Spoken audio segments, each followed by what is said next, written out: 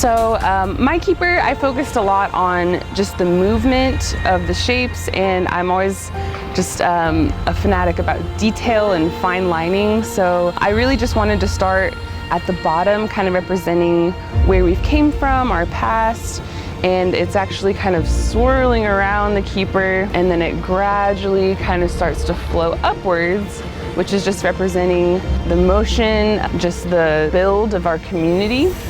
And on the back here we have the 150 representing the 150th birthday of Wichita. Really it's all mostly abstract, but as you can see it kind of continues to flow upwards from there.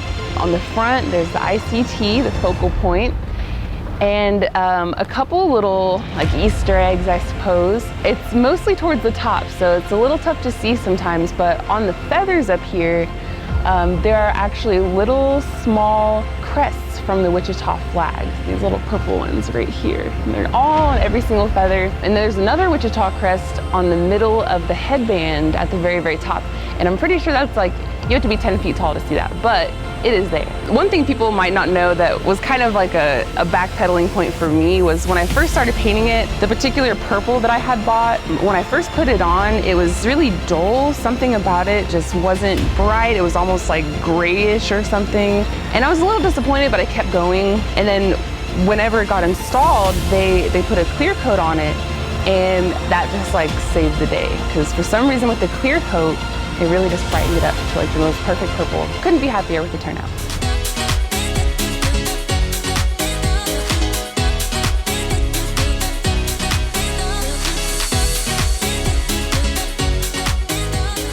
I started off with a color scheme. I knew I wanted to do something vivid, bright. I love a big, bright rainbow palette. And I knew I wanted to do something that was community-oriented, friends, connection, family, all of that, things that bring people together. So I started generating ideas for types of imagery that could represent that, and I just sort of started making sketches and making lists of the kinds of things I might want to include. And then slowly as those started coming together, I started thinking more about layout and came up with like a quilt kind of motif or pattern for putting these images together.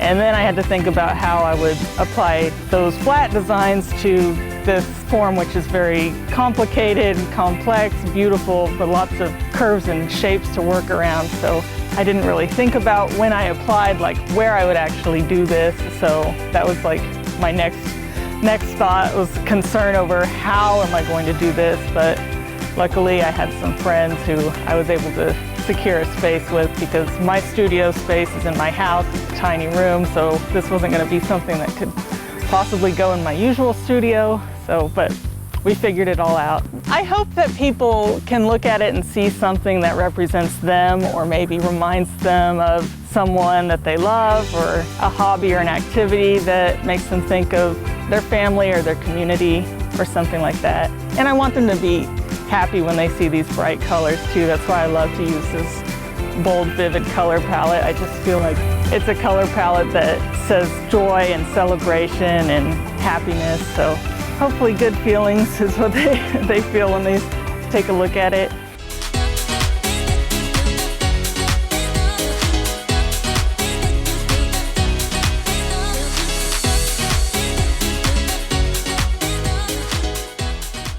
I love to be able to connect with community members and find out what's important to people, and then use my skills to represent that.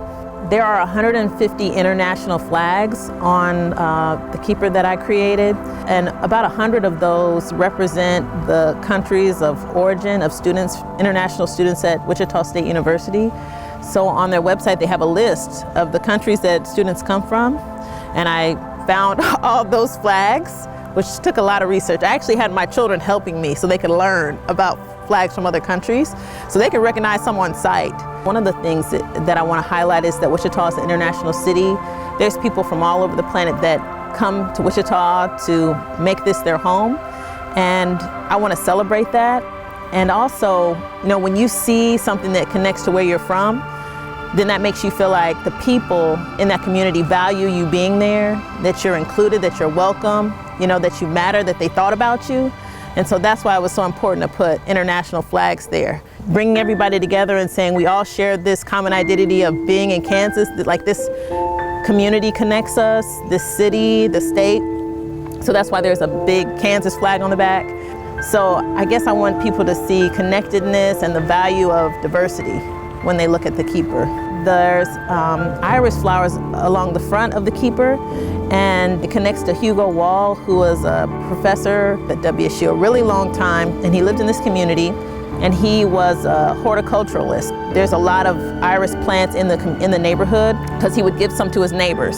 And then the red iris is something that's at the heart of the keeper because it's not something that occurs naturally. Red irises don't just grow. So for somebody to take different strands of iris and combine them to get red is like a great feat. It's really difficult.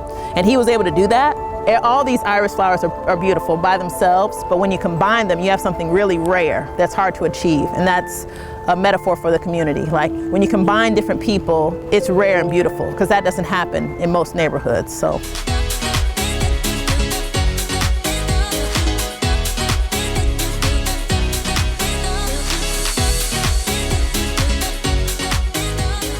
So I was very flattered and humbled by Becky to have a lot of creative freedom on this project. I'm born and raised in Wichita and the surrounding area, and I've always really loved Kansas.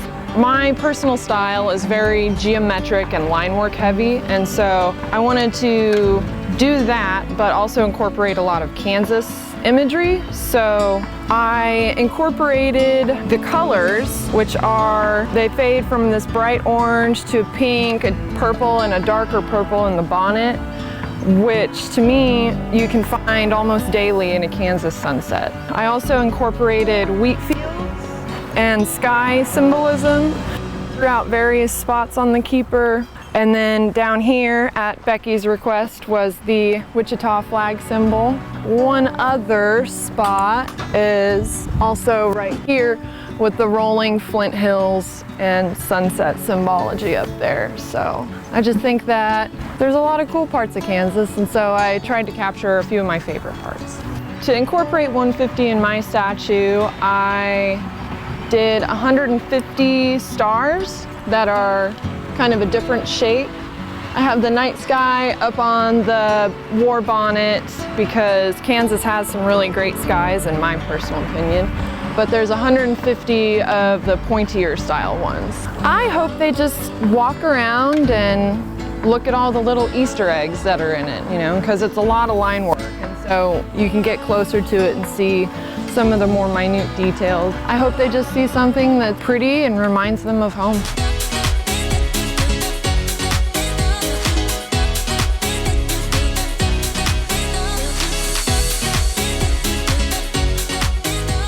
The planning process started with just design concepts and research with Stryker and their branding and what all goes on here. I'm not much of a sports person, so that was kind of an interesting location for me. So I had to do some research on exactly what types of sports they play and just some iconic sports things to incorporate in there. Then the next step is just getting a flat rendering of the statue itself to try to design a flat design that will eventually be on a three-dimensional piece. So just playing around with that and getting it right, and that took quite a while. And then of course getting approvals and making any little edits and changes, and then to the fun part of painting. For Wichita's 150th birthday, I included 150 stars on the statue. Kind of twofold. I thought stars were a pretty iconic symbol in sports, used in a lot of sports logos and uniforms, and then the number of them, just the 150th, to celebrate Wichita's 150th birthday. The stars are laid out in a way that it could even be similar to a sports uniform. They're very balanced on both sides. I wanted to come up with something that looked as if it meant to be here, and then something that still incorporated some of my personal artistic style with the flowiness of the paint. When they look at this statue, really the main focus of it is the text I added, which is "Don't Give Up." And I added that to kind of speak to the people who come to this sports complex, who are maybe participating in group sports or youth that are coming here, just to give them an encouraging message. And then Wichita Strong, some more text here at the bottom, just to kind of speak to our city's perseverance and the way we go about things, and it kind of incorporates in with some of the sports as well.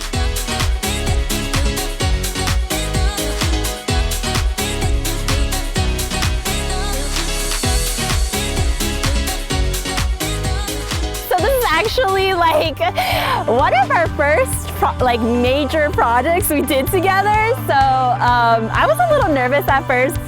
Exciting. This is actually her idea to do it together as a mother and daughter team. I'm so grateful that she included me. This has been like one of the best experiences with my mom, because like we got to bond together and we really spent a lot of time in the garage sweating together and like working through the design. This is going to be a lifelong memory for me. So our keeper is named City Bird Keeper. There's a lot of stairways in our keeper. We had like a little quiz question of like, how many staircases can you find? How many doorways can you find?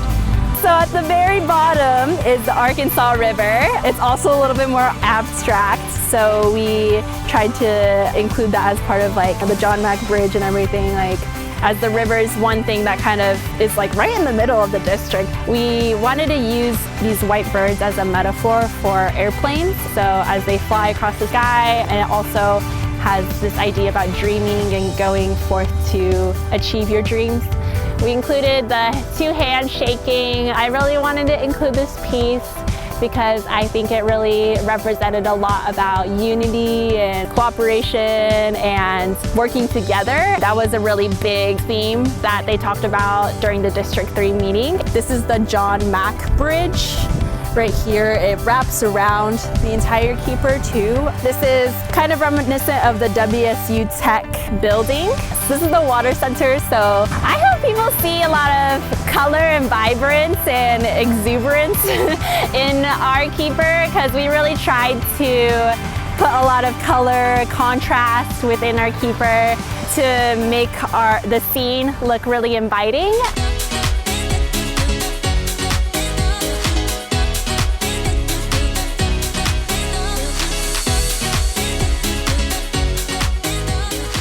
So I did a couple different designs to play with before settling on this one. I went to a neighborhood meeting on the south side here to talk to the residents in the area about what they felt like would be important for their community. So on the statue itself, one of the things that I heard from the residents in the area when I went to the neighborhood meeting is that family was really important. So on the bigger green background, I have all these smaller little family groupings, and I did my best to really show a variety of people. So there's some of them that have two-parent families with a bunch of kids, some single-parent families, and it's just all kind of mixed, or some people that there's just kids or just adults, because there's always different groups of people at the park.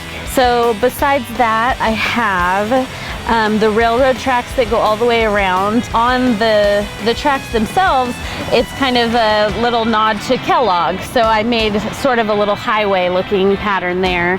And then the airplanes, of course, with a lot of the people in the area working in aviation manufacturing. The top piece on the headdress, I did kind of a little water droplets kind of splashing out from the center because of the splash pad that is here. And then, I mean, the bottom really is just kind of an abstracted grass. So again, the park.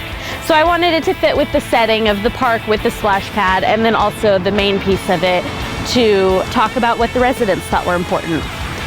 And then of course I have the 150 here on the back, just to celebrate Wichita's 150th birthday.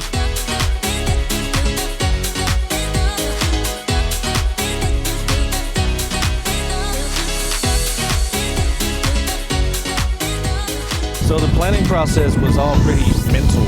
I don't sketch a lot. I'm more of a freestyle artist. I've spent so many years drawing that I don't have the need to draw anymore. Like, my style of art is very much incorporated into my brain. So I really benefited from having the statue there in front of me to actually start planning things out and visualizing everything, because we had like a template on paper, but that just didn't do size to scale very well for me, so I didn't really take a lot of action until I actually got the statue. The first couple of ones I had were kind of like letters because my background is kind of like, I'm really inspired by graffiti art. However, I knew that it would be hard for me to incorporate a lot of letter schemes and everything in such small space because our cap sizes vary, but they don't get to where they're very small without, like, I'd have to be using a paintbrush and I didn't want to have to do that. So that's what led me to this design, and then I just cut some stencils to make some patterns here and there, but everything else is pretty much just freehand with spray paint. So my favorite part of this actual project was doing the headdress. I was really able to get in there and like blend colors and just be me. Like that was where I had the most space to use my can control with spray paint, which I'm accustomed to. The rest of the statue was kind of, it involved like a lot of masking, like the stencils here. Well, this one was freehand, but this is a stencil. And then over here is another stencil. And then on the back too, there was a custom made stencil. But then again, here's the rest of the headdress on the back. Just really fun for me to get up there and do those details to get these little dagger points here. Those aren't very easy to get, so once you get to that level where you can use a spray can to get details like that, is really fun. What I want people to see is just not every piece of artwork has to be done with a paintbrush to make it look nice and neat. It really depends on your experience and your techniques with your tools that you use. I think me being an aerosol artist brings a different flavor to the keepers. They were telling me that they've never had one before.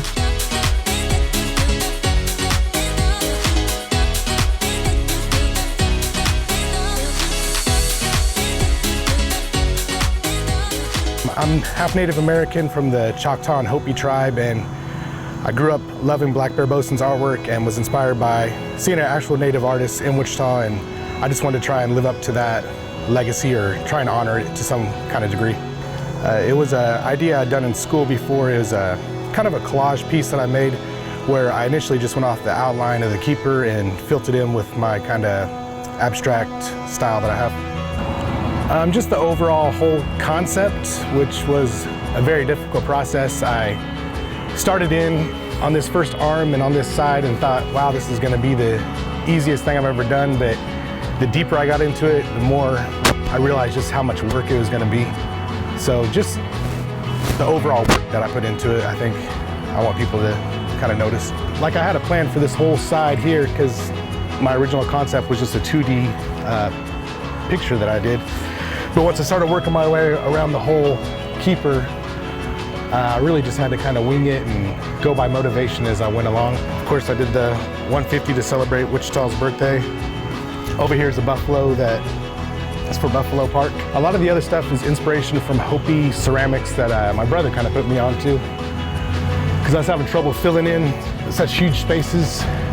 But he really helped me out, kind of give me some ideas, some different things I could look at to try and incorporate. I tried to paint that buffalo and I didn't really like the way it was looking, but it's there. I guess it's kind of more of an abstract one, and the one on the other side is a little more figurative, which was also difficult because the whole idea of the piece is abstract, and I know I wanted something that's more concrete that people could instantly recognize, so that's why that one buffalo is a little more figurative instead of abstract.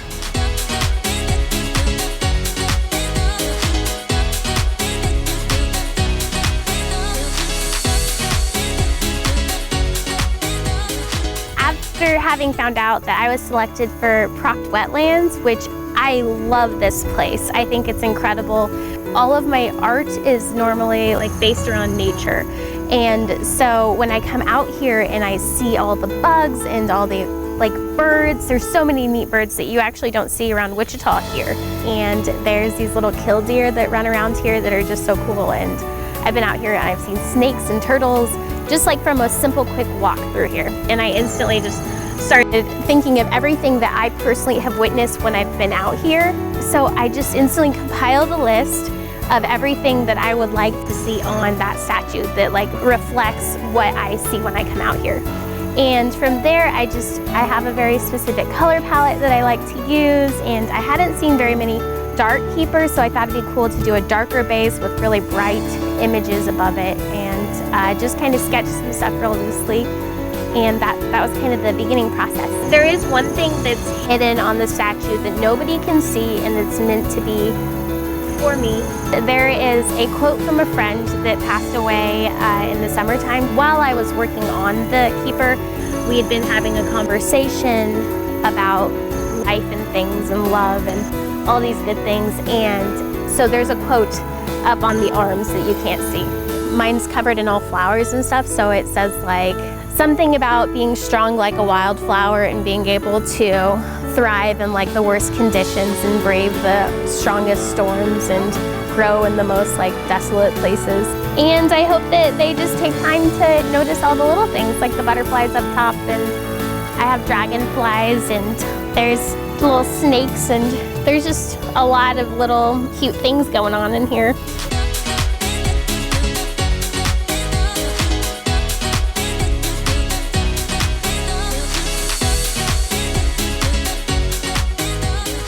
This is an area that I both live in. I live in Riverside and I work at the Sedgwick County Zoo.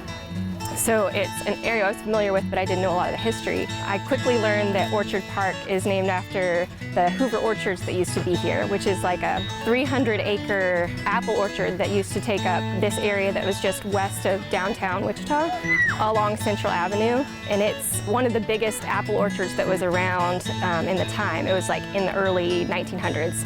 And so that was like the main inspiration. And then as far as planning, I started by taking a picture of some of the other keepers and then digitally drawing my design on top of that until I liked what I saw. But to celebrate the 150th, I really wanted to capture the history of Wichita. And these orchards that were here in the early history. They were here, I think they started in 1885. So like when Wichita was just a brand new city, you can see throughout that there are all these various apples painted on there. When I did my research, one of the interesting things I learned were some of these old apple names. So there were Early Harvest, Yellow Transparent, Cooper White, Grimes Golden, all these ones like we've never heard of today, but were fashionable back in the time. So you can check them out and maybe try to count how many apples are hidden throughout this statue. So another thing I tried to do was make this design stand out and be very clear what it is. So I moved to kind of this graphic design that has these bold black outlines throughout, and it gives an overall kind of stained glass effect where there's all these different sections that are shaded with gradients and bright colors. But overall, you can still tell far away that it is a lot of apple trees.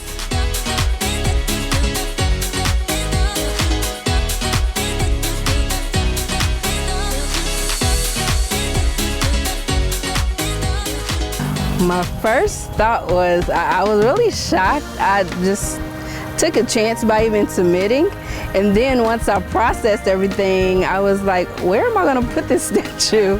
So thankfully my pastor allowed me to use our gym at church. So that was my initial thought. Where am I gonna put this? I met with the district advisory board, and they let me know some of the things they would like to see on the statue. I heard a lot of people say things like Native American prints and things that talks about the history of North High and just about the community. And luckily, this is where I kind of grew up. I went to North High and John Marshall Middle School, so this is pretty much my area. At first, I wanted to go with more of a community concept of like hands and showing unity, because we have a great mix in this North High and Riverside area. So that's one of my initial concepts, but it just went a whole nother way. But I'm still pleased with what I came out with. When people come out, I hope they notice the bridge, because I tried to incorporate the bridge that is here crossing Riverside and Manassas Park, and the river that flows through. And I made sure to add that North High pride on the back, North High. This was my school, so I take great pride in this statue. So yeah, so when you look at the statue, I hope you see the pride of our Riverside area and, you know, that North High Redskin pride.